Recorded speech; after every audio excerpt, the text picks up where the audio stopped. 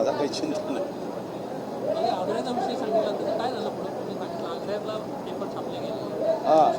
नाही, आता त्यांनी सांगितलं मग की ऑनलाईन करतो, आग्र्यामध्ये छापणं बंद करतो, ते आता बंद करणार नाही. ऑनलाईन छापून तो मग दिगायचं. आता कसं आग्र्यामध्ये आपण छापतो काय ते.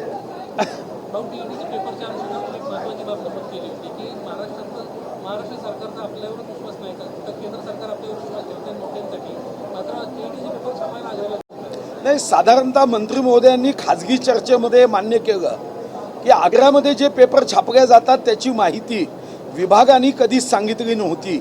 आग्र्यामध्ये ते पेपर छापले जायचे आणि आग्र्यावर विश्वास होता.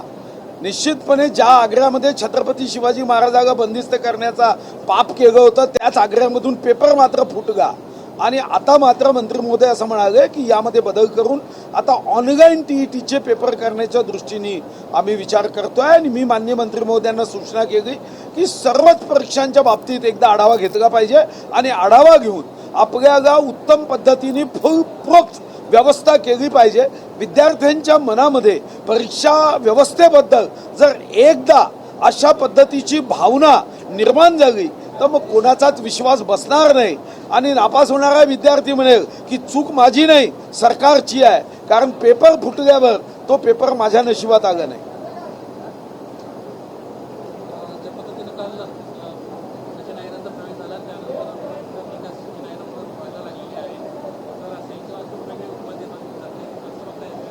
नाही, गद्दार म्हणण्याचा मला वाटते काही तात्पर्य नाही. तुम्ही 24 ऑक्टोबर 2019ला 2,30,58,525 मतदारांनी भाजप शिवसेनेला निवडून दिलं सरकार बनवण्यासाठी. तुम्ही काँग्रेसच्या सोबत गेले. मग आता गद्दार कोण आहे? गद्दाराची व्याख्या काय आहे? तुम्हाला टाटा बाय बाय करतीलच ना. तुम्ही ज्या पद्धतीचं बीजारोपण केलं, तुम्हाला काय वाटतं की तुम्ही विषवृक्ष लावायचा आणि त्याला अमृताचे फळ येणार आहे? तुम्ही जे केलं बुरी नजर वागे हे आपण मन लहानपणापासून ट्रकच्या मागे पाहिली आहे ना. मग ट्रकच्या मागे पाहिल्यावर जर आपण शिकलो नाही आणि भाजपला धोका दिला तर तुम्हाला काय वाटतं? व्याजासकट तुम्हाला धोका होणार आहे.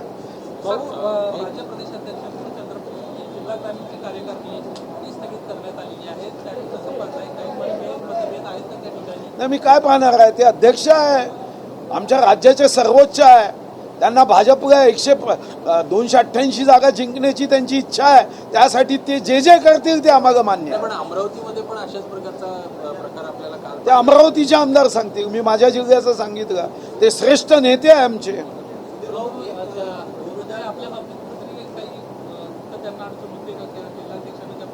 मी वाघाच्या भूमीतला आहो, कोण अडचण करणार आहे?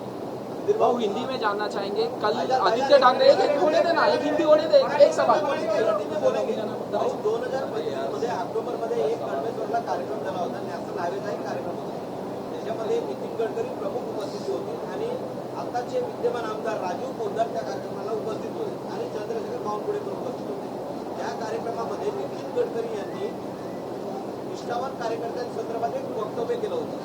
त्यांना आमदारकी मिळत नव्हती, राजीव पोद्दारांना त्यांना आमदारकी मिळाली. त्यांच्या वक्तव्यानंतर थोडाच प्रश्न यामध्ये असा आहे, ठाकरेंचे आमदार फोडायला महायुतीला काय गरज वाटते? नाही, महायुतीला काय गरज वाटते हा विषय महत्वाचा नाही. महत्व हे आहे की रावणाला सोडून विभीषण का आला, याला प्रभू रामचंद्राला दोष देण्याचं काहीच कारण नाही आहे. विभीषणाशी जर त्याच्या वातावरणामध्ये तिथं जीव गुदमरत असेल तर तो श्वास घेण्यासाठी प्रभू रामाचा विचार असणाऱ्या पक्षासोबत येत असेल तर मला वाटतं की त्याला वाईट काय. आणि तुम्ही शिकवलं ना सत्तेसाठी काही पण. हे 24 ऑक्टोबर 2019 या राज्यामध्ये राजकारणाची दिशा बदलवणारी ती 4 वाजताची पत्रकार परिषद पुढचे 100 वर्ष आठवणीत राहणार. भाऊ कल जिस तरह से सचिन अहिर आए एकनाथ शिंदे का, तो उसको लेके आदित्य ठाकरे कह रहे हैं कि ऑपरेशन टाइगर नहीं है, ऑपरेशन देवेंद्र फडणवीस है, इस तरह से बयान दिया. नहीं, ठीक है, वो माननीय एकनाथ शिंदे जी के गति को कम करने के लिए ऐसे वाक्य बना के स्पीड ब्रेकर लगाना चाहते हैं तो उससे कोई एकनाथ शिंदे जी को आप रोक सकते हो क्या? अरे जो नेता 50 विधायकों के साथ बाहर निकल सकता है, उनकी चुंबकीय शक्ति क्या होगी, इस पे बात करो ना। आपकी चुंबकीय शक्ति समाप्त हो रही है, उनकी चुंबकीय शक्ति इतनी बढ़ रही है, तो इसमें ऑपरेशन टाइगर और ऑपरेशन दूसरे किसी के नाम से ऑपरेशन करने का सवाल क्या है। और देवेंद्र जी और हम उस विचारधारा के हैं कि तेरा वैभव अमर रहे मां, हम दिन चार रहे ना रहे। हम पद के लिए काम करने वाले लोग नहीं है। कल एक हिंदी होने दो। कल एक पेड़ गिर गया, उसमें 11 साल का बच्चा मर गया, उसको लेके सवाल उठाए जा रहे हैं। ये सवाल उठाना बराबर है, क्योंकि मैंने भी चैनल पे देखा कि लोग बार बार अधिकारियों को ये कह रहे हैं कि ये पेड़ धोखादायक है, तो लोहे को जंग चढ़ते हुए मैंने देखा है। ये बुद्धि को कौन सी जंग चढ़ी है कि निवेदन आने के बाद उसका आकलन नहीं करना, मूल्यांकन नहीं करना। आपको 7 पे कमीशन चाहिए, पैसा चाहिए, आपको अपना परिवार प्यारा है, और लोग जब आपको निवेदन देते हैं कि ये पेड़ धोखादायक है, तो आपको क्या हो जाता है? आपकी बुद्धि को जंग चढ़ता है क्या? क्यों नहीं करते आप मदद? तब सोचना चाहिए, उसका आकलन करना चाहिए कि अगर वो पेड़ गिरने लायक है तो परवानगी लेके उस पेड़ का ऑपरेशन करना चाहिए। मगर आप वो करते नहीं हो, ये शर्म की बात है।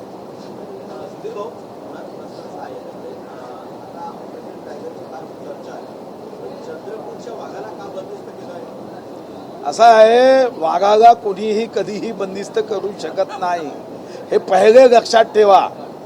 वाघाला बंदिस्त करण्याची ताकद कोणातही नाही, आणि योग्य क्षणी योग्य गोष्टी घडत असतात।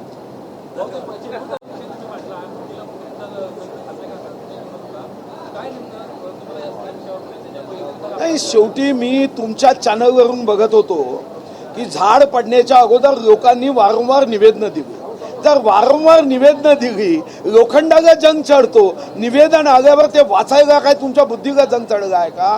तुम्ही वाचून त्याचं आकलन केलं पाहिजे, पत्राचं उत्तर दिलं पाहिजे। जेव्हा एखादा व्यक्ती किंवा समाजातला एक समूह तुम्हाला वारंवार निवेदन दिल्यावर समर्पक उत्तर देण्याची जबाबदारी 7वा वेतन आयोग घेणाऱ्या, जनतेच्या करातून पैसा घेणाऱ्या, गरीबातला गरीब व्यक्ती कर भरतो, त्याच्या मेहनतीच्या पैशातून पगार घेणाऱ्या लोकांची जबाबदारी नाही आहे का? तुम्ही स्वतःला सेवक म्हणता, सरकारी कर्मचारी म्हणता, शेतकरी तापात काम करतो आणि तुम्हाला कामाचा ताप येतो, ही अडचणीचा विषय आहे।